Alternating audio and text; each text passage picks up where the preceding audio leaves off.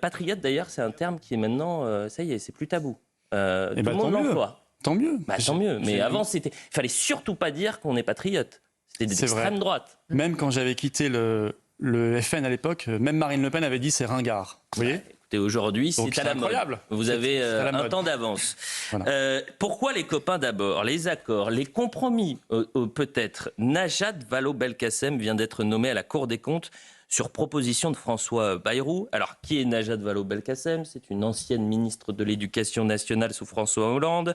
Elle est actuellement présidente du groupe socialiste écologique et démocrate au Conseil régional d'Auvergne-Rhône-Alpes.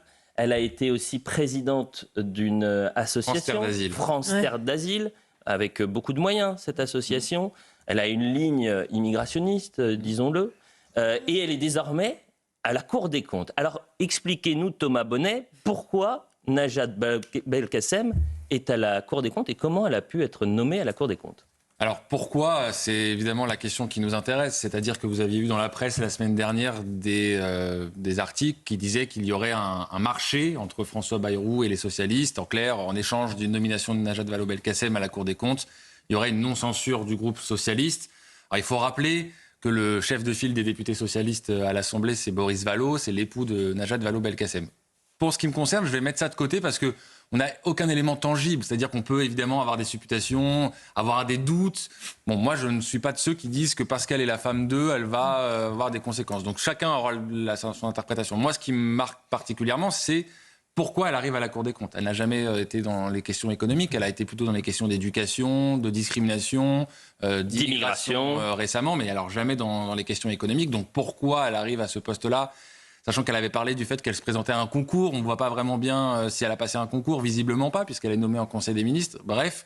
Et puis surtout, c'est toujours la même idéologie qui règne dans toutes les instances en France. C'est-à-dire que le premier président de la Cour des comptes, c'est Pierre Moscovici. Maintenant, on a une nouvelle conseillère qui va être Najat Vallaud-Belkacem. On a l'impression que partout où on regarde dans les instances, les institutions, les organes, c'est la même idéologie qui règne. C'est la prime à l'échec. Vous faites 2% à la présidentielle, vous êtes président de la Cour des comptes.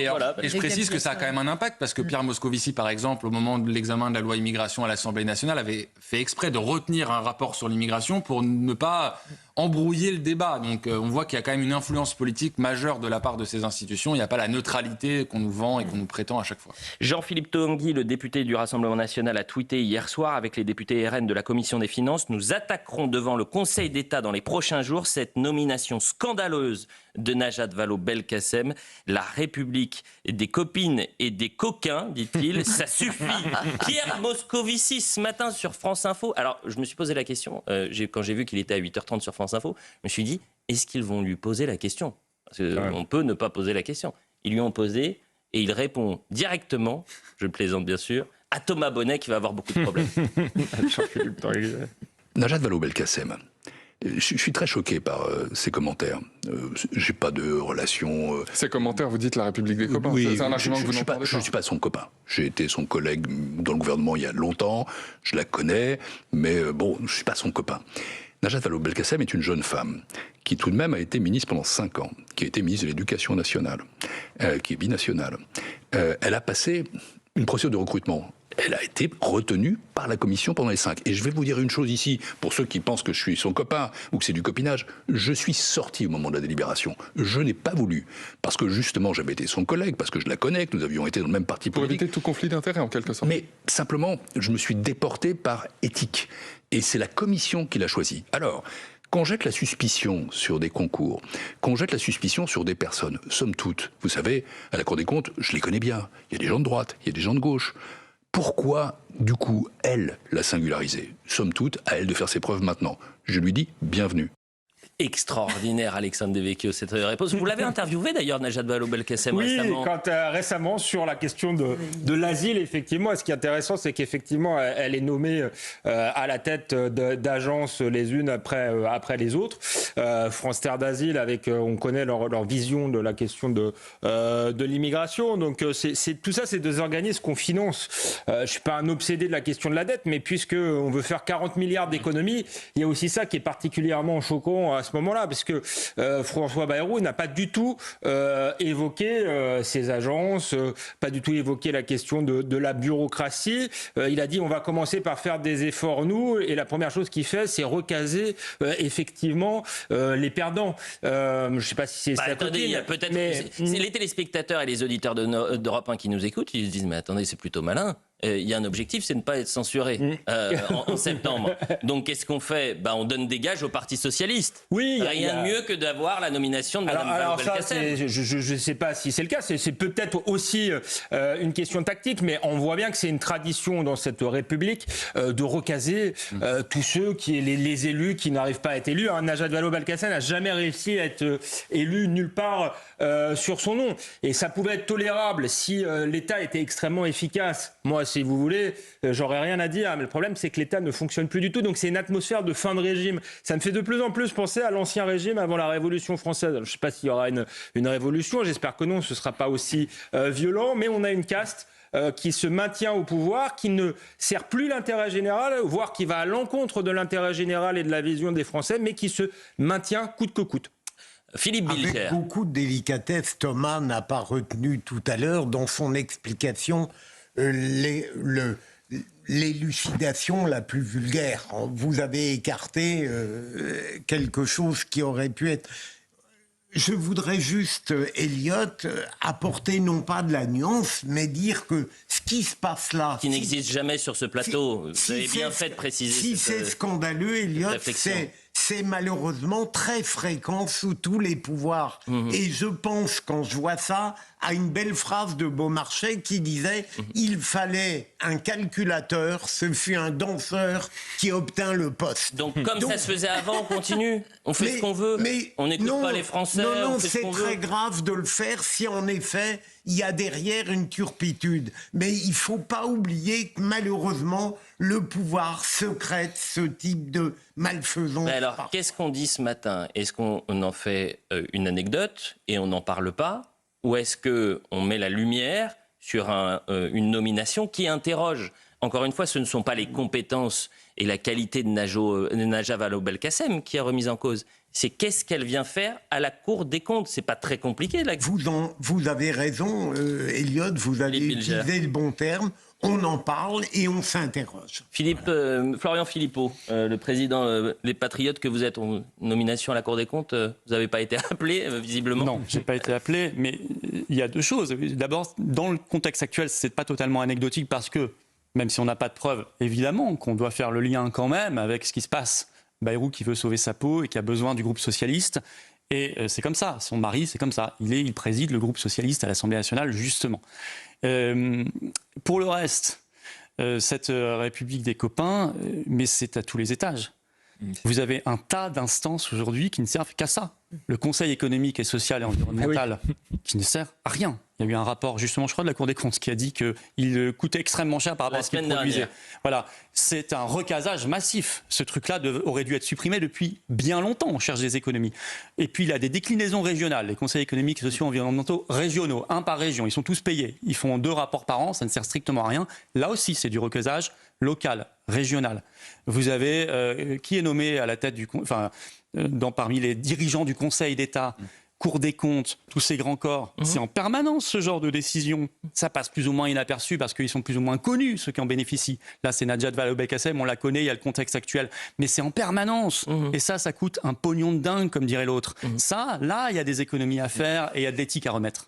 Et il y a aussi, encore une fois, le décalage. Vous nommez quelqu'un à la Cour des comptes qui, elle, a le droit d'avoir cette vision, disons, très ouverte sur les frontières, l'accueil, etc. Sauf que c'est en décalage complet avec ce que veulent les Français. Chaque sondage qu'on pourrait proposer sur les questions migratoires, vous avez 7, 8, parfois même 9 Français sur 10 qui pensent l'inverse de Madame Najat Vallaud-Belkacem, Sabrina Medjeber. Non seulement elle est complètement distanciée des plébiscites populaires et notamment sur les questions liées à l'immigration et à la submersion migratoire qui nous coûte un pognon dingue, accessoirement qui n'a pas été mise en valeur par le Premier ministre lors de de ces annonces. Mais en plus, Madame Vallaud-Belkacem s'est récemment illustrée dans le magma idéologique de la France insoumise. Vous savez, elle a été reçue dans plusieurs médias et elle parlait d'islamophobie, de haine anti-musulman, d'islamophobie d'atmosphère, de haine anti-musulman d'atmosphère. Elle accusait M. Retailleau de faire une omelette en cassant des œufs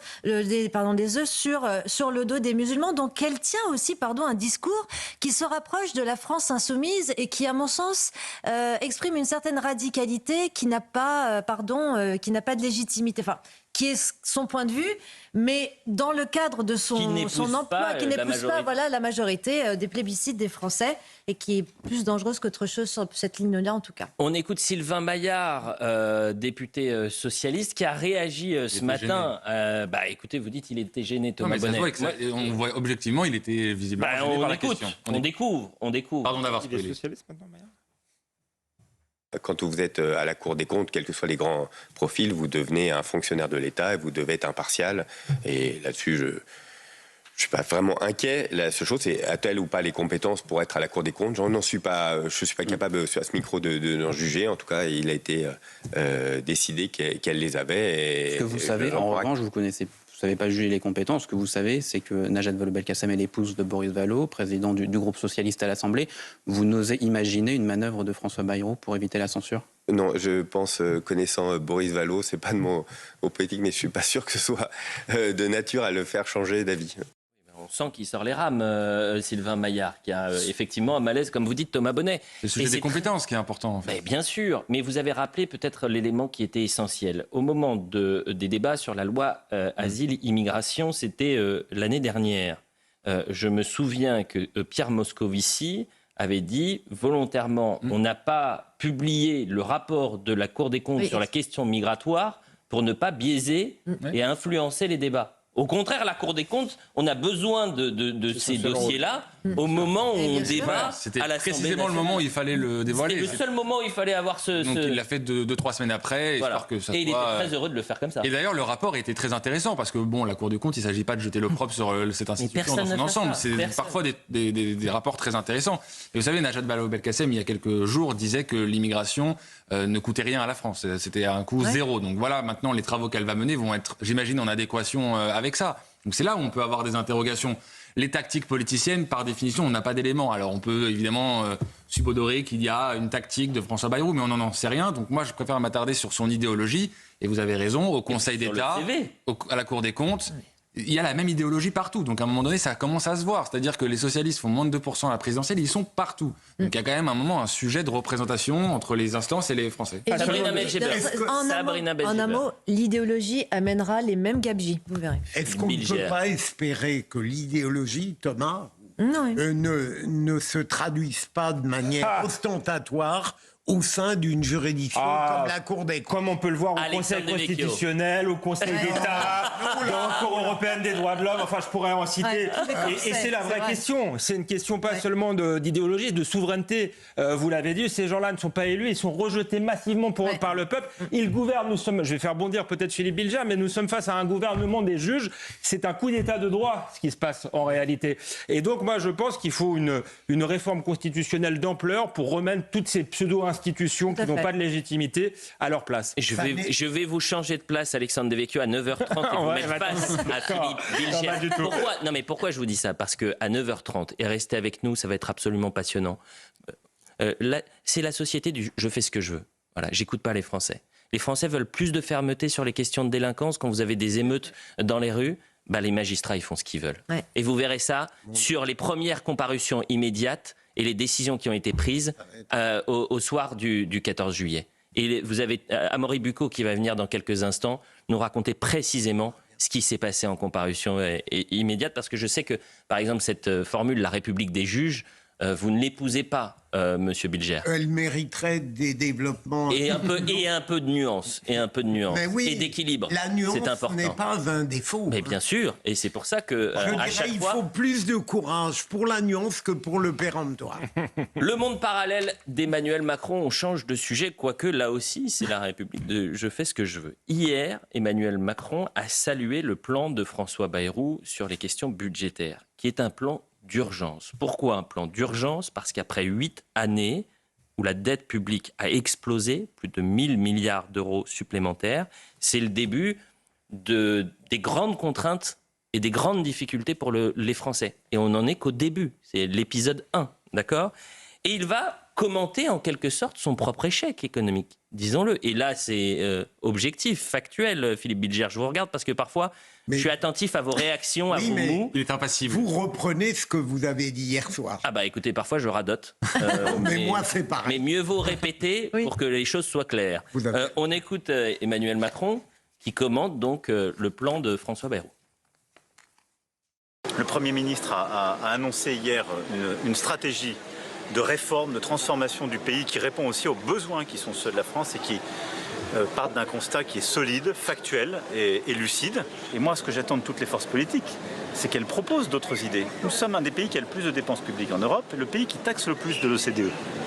Et donc, si d'autres ont des idées plus intelligentes pour accroître l'activité et pour baisser les économies, le Premier ministre, il les recevra.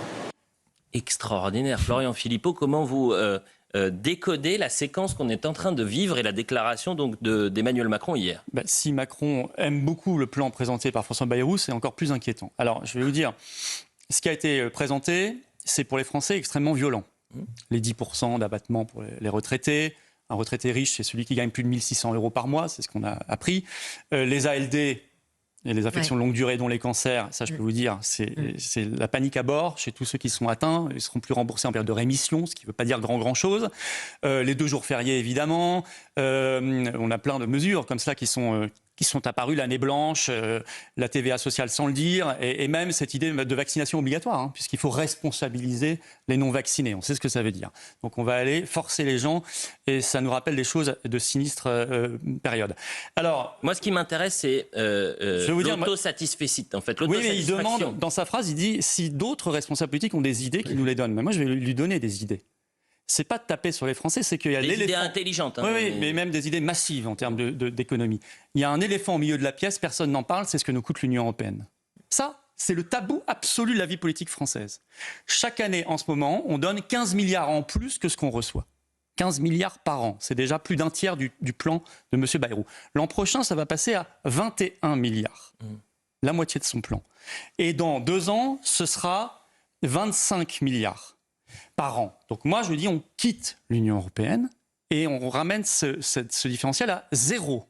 L'argent qui ira dans la poche des Français et de ceux qui créent, qui produisent, qui vivent en France. Vous avez par ailleurs des milliards par M. Macron qui sont distribués tous les ans en ce moment à l'Ukraine pour entretenir une guerre qui est perdue et un pays extrêmement corrompu. Personne ne dit qu'il faut arrêter ça. Moi, je dis qu'il faut arrêter ça, d'urgence. On a d'autres priorités que de financer le régime de M. Zelensky. Il y a des mesures qui ne sont pas évoquées. Je ne sais pas, on est régulé ici par une agence qui s'appelle l'ARCOM. Oui. Moi, je veux la suppression de l'ARCOM, je veux la suppression de l'ADEME, 4 milliards par an, et de tout un tas d'agences qui sont là aussi des fabriques à recaser les copains et les copines du système. Ça serait intelligent. Il y a 2 strates, à mon avis, localement, qu'il faut supprimer. La strate de la collectivité régionale, qui est récente, qui a engendré énormément de nouveaux élus, etc., agences, et puis les intercommunalités encore plus récentes, qui coûtent un pognon de dingue, là aussi. Vous voyez, et puis il y a une mesure qui me choque, c'est que tous ces gens-là demandent des 10% d'abattement, etc., des efforts aux Français. Pourquoi ils n'ont pas annoncé le même jour ? Eh bien, écoutez, les salaires des ministres, du président de la République, du Premier ministre et des parlementaires, les indemnités, on les diminue immédiatement de 10%. C'est peut-être symbolique, on me dira. Pas tant que ça représente quand même de l'argent. Et je crois que ça aurait été quand même attendu de la part des Français qu'eux fassent de temps en temps un petit effort. Je suis aussi pour la suppression du Sénat et du Conseil économique et social. Ah non, mais on cherche des vrais... Attendez, la situation est grave ou elle n'est pas grave ? Javier Milei est un petit joueur face à vous. Et vous voyez, en faisant ça... C'est pas une tronçonneuse que vous avez, c'est en faisant un bulldozer. Ça, on évitera d'aller appauvrir les retraités, les malades et d'imposer des folies aux Français. Vous avez parlé des jours fériés, c'est très intéressant sur la question des jours fériés. Regardez. Je voudrais aussi donner un deuxième... Mais vous allez avoir... Il vous reste quelques minutes. Sur l'Ukraine, c'est choquant. Sur Philippe Bilger, j'assume à 150%. Sur l'Ukraine, c'est choquant. Là, vous avez... j'ai entendu le carillon. Sur l'Ukraine, une majorité de Français épouse la position du président de la République dans tous les sondages, effectivement, ces dernières semaines.